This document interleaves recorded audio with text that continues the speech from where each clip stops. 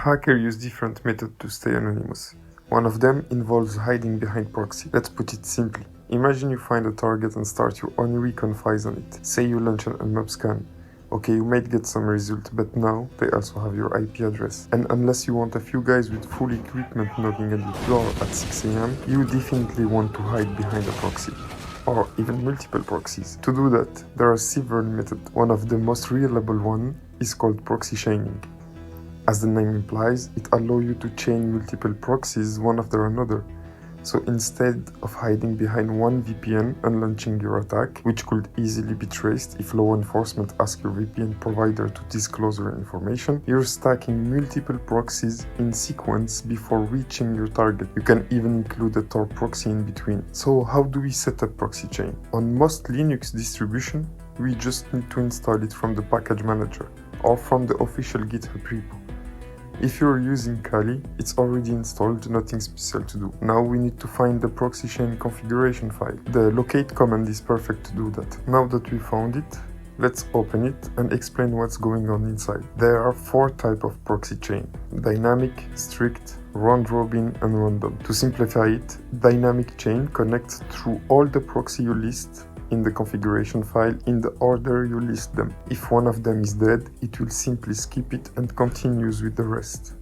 Strict chain work the same way, except if one of the proxies is dead, it will stop the entire connection. Think of it as a kill switch. Round robin chain, so say you have a list of 10 proxies in your configuration file.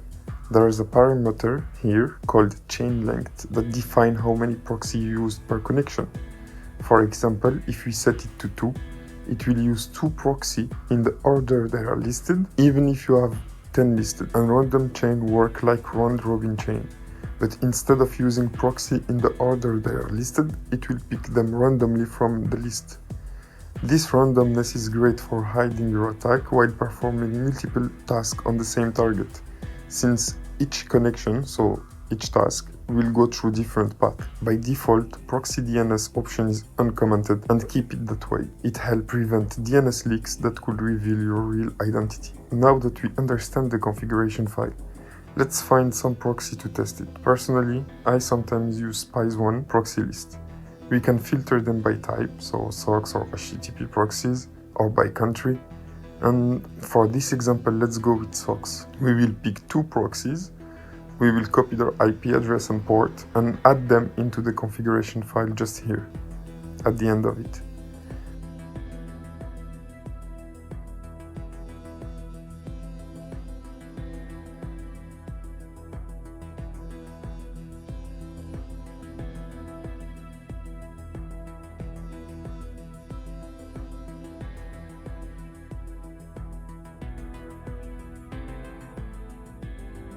Now that this is done, I'll keep the dynamic chain option for now and test it out. So if we go to a website like DNS leak test, we can see that my actual IP ends with the 8. And if I open Firefox with proxy chain, you can see that the exit node reaching dnsleaktest.com match one of the proxies we just added.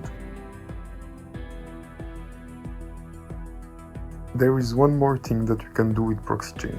Instead of using a list of proxy, we can use the Tor network, which by default routes traffic through 3 different nodes before reaching its destination. To do this, we will need to install Tor, then we will need to start the service, and in proxy chain configuration file, we'll add these 2 lines. Now we can run proxy chain again and visit the Tor project website. You should see that our traffic is being routed through the Tor network. One final tips.